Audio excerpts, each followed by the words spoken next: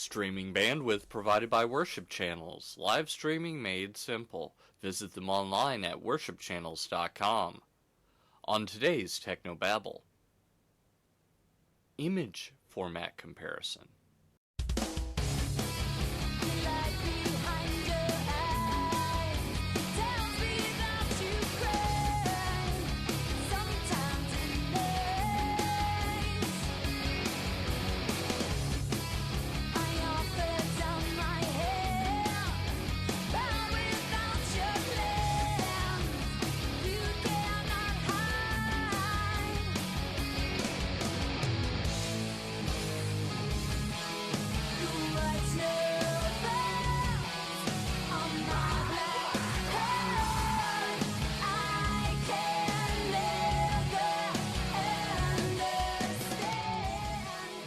This is Tech No Babble, your weekly source for church video and graphics news, perspectives, tips, and tricks.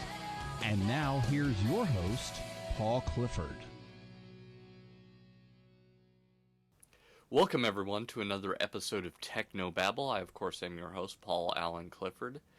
Feel free to call and leave a voicemail message. That's 1-877-763-3246 or 1-877-POD-ECHO for you to echo back to this podcast. You can also drop me a line, Paul at trinitydigitalmedia.com, all spelled the normal way, or head over to Twitter. You can join me there at PAULALANCLIF. That's at Paul Allen Cliff.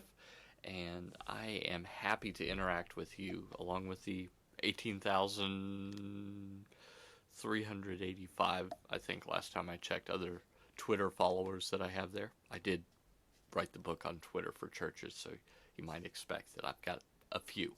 So, let's quit talking about me and start talking about the subject at hand, shall we? So there are multiple image formats. I looked over here on Wikipedia and I found that, there's like pages and pages and pages of them. So I actually just picked four, basically the ones, 4 or 5, the ones that I think are the ones you're most likely to run into, and then we'll go from there. Let me say first off that I have not included PDF because I don't consider PDF an image format. I consider it a document format since it's the portable document format. That's what PDF stands for. So you will run into that, and occasionally you'll see that it appears to be just an image, and that's just the same as putting an image in a Microsoft Word document. So with the appropriate software, you could copy that, paste that, do all sorts of strangeness. So I hope that I do not cough during this recording, but as you can guess, I'm not 100%.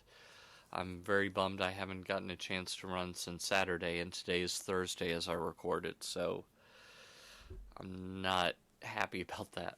I never thought that I'd enjoy running, but I do, so here I am.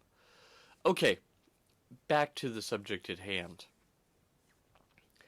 I have chosen 4 out of the many document image formats so that we can discuss each of the merits of those. Let me start off with probably the least used of the 4, and then we'll go from there. And that is TIFF, T-I-F-F. TIFFs typically are the result of scanning, so I don't know why scanners use TIFF instead of JPEG. Perhaps it's compression, because you don't want it overly compressed when you're getting text for OCR purposes and things like that.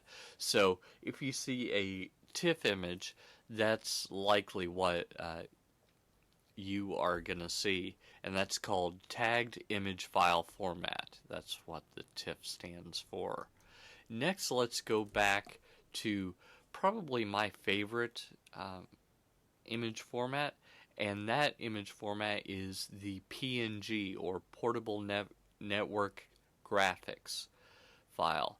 Now, the PNG is very similar to JPEG in that it's really intended for photographic stuff or stuff that you do some work on.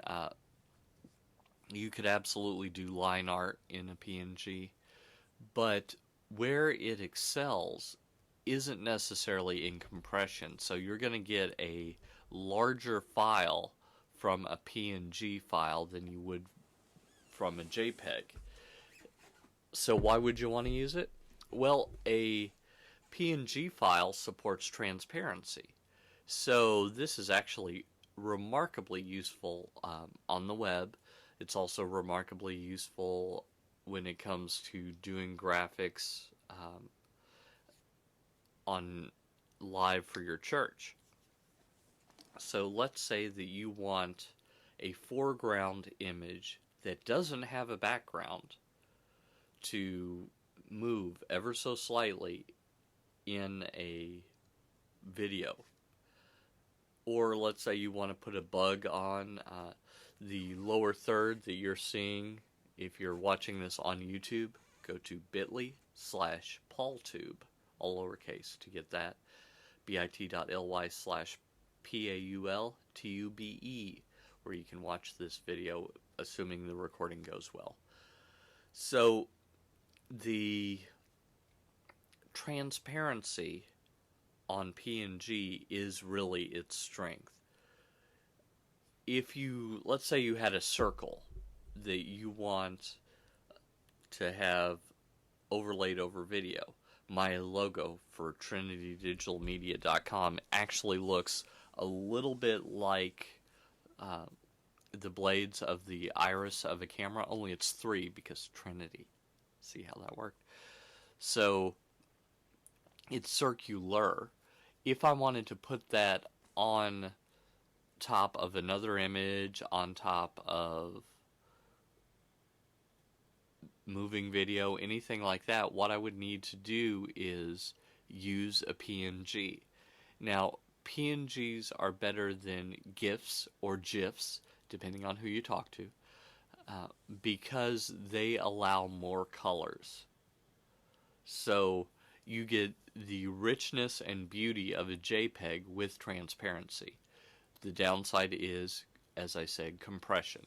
So you get a larger file size with that smaller, or with that transparency that you get. So uneven images, images that are circular, because you can save a JPEG.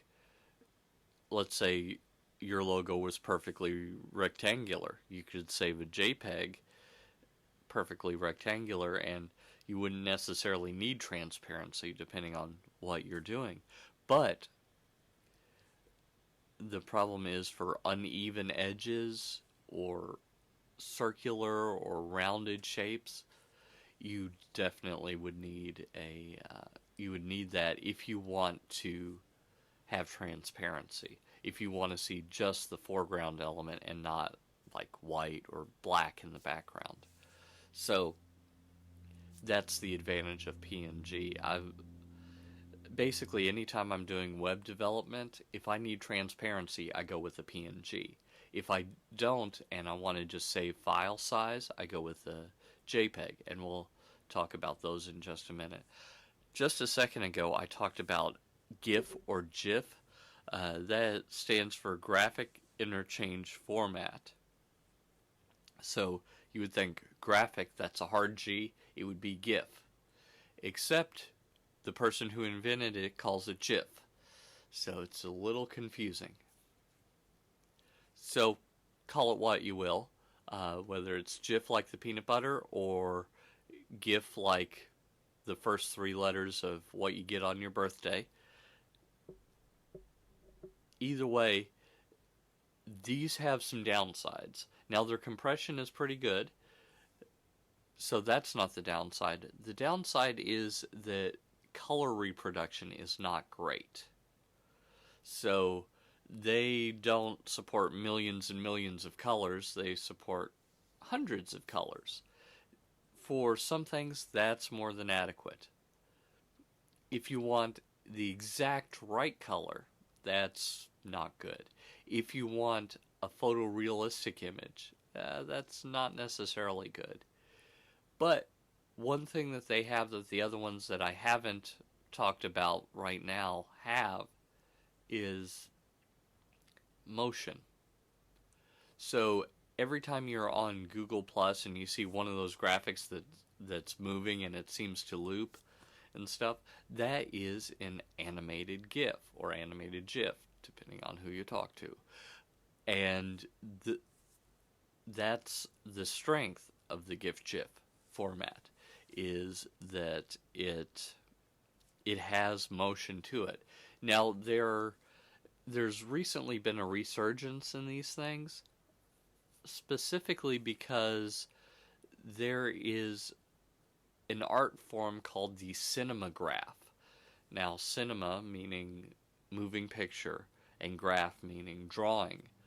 What they do in a cinematograph is they'll set up a camera on a tripod so that it's perfectly still, and then they will move one element.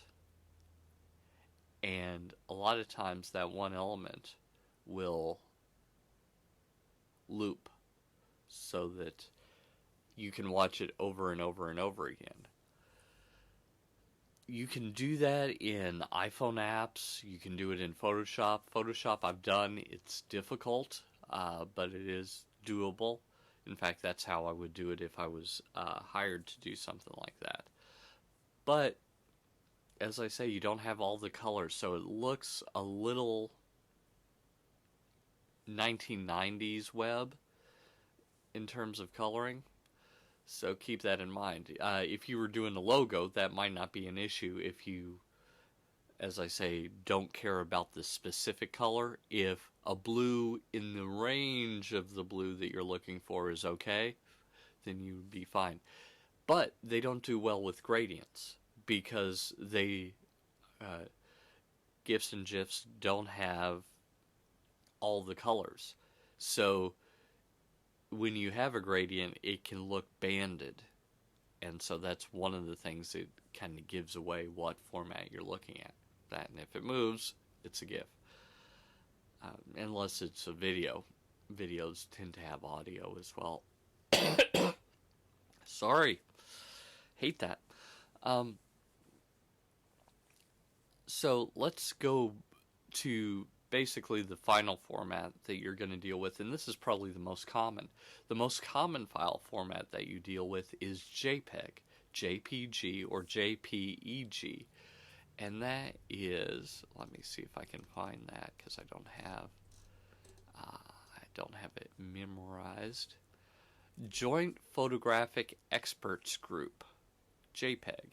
Now the extension could be JPEG or JPG, depending on which you use. Occasionally you'll run across JPE or JIF or a few things like that, but generally it's JPG or JPEG is the file extension for that. Now, the strength of the JPEG is compression. You can get, generally speaking, the smallest images that look identical to larger images in other formats. The downside is it's what we call lossy compression. So when you compress an image with a JPEG, it's going to be small, but if you need to try and blow it up, it's going to look fuzzy or pixelated when you do this. This is one of the problems that I've seen pastors have over and over again. They will grab a JPEG that they think looks great off the web that is, say, 100 by 100 pixels, and they'll want to show that on the screen as a full screen graphic, and you're at 720p. that means it needs to be 700 or 7.2 times larger than it is to fill up the screen, which it's going to lose a lot of detail when you do that, and it's going to look bad. So when it comes to, that's the downside of this lossy compression, is when you shrink it down, you can bump it up a little bit and no one's going to notice. But when you bump it up twice, 3 times, 4 times, it starts to get really noticeable and it starts to look really bad. So that's the downside. Now, one thing that I wasn't planning on mentioning, but I think it's worth mentioning here, is RAW. Now, if you're a digital photographer, you're probably familiar with RAW. Myself, I don't shoot as much RAW because I tend to shoot video, so I don't also leave it in the RAW format. But RAW basically is all the information that comes into the camera just recorded. JPEG takes that information and then it compresses it so that there is a perfectly good looking photograph. My dog decides to start barking. It's a perfectly good looking photograph, but again, it's lossy compression, so you've lost a lot of the information there. When you have a RAW image, eventually you'll want to deliver that as a JPEG or one of these other formats. But what you'll do is you'll run it through,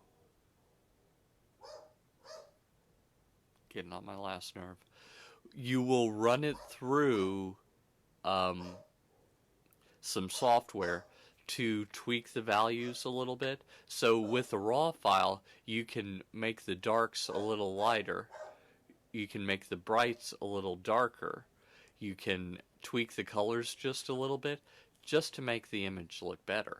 And that is a huge advantage. Huge. Especially when you're a photographer. You know, you might take a picture that is really close to great. It's just a little too dark. Or it's a little too bright. Or the colors are just a little off. And using a RAW file, you have a lot more leniency in messing with that. So that is the reason that you'd want to use RAW instead of JPEG, which you'd want to use JPEG for smaller formats instead of GIF or GIF, which you would want to use if you needed transparency and or motion.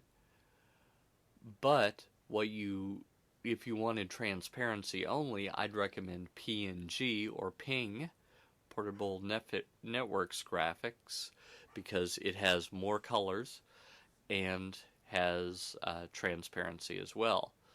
If you find that you get a TIFF, that's usually the result of something being scanned.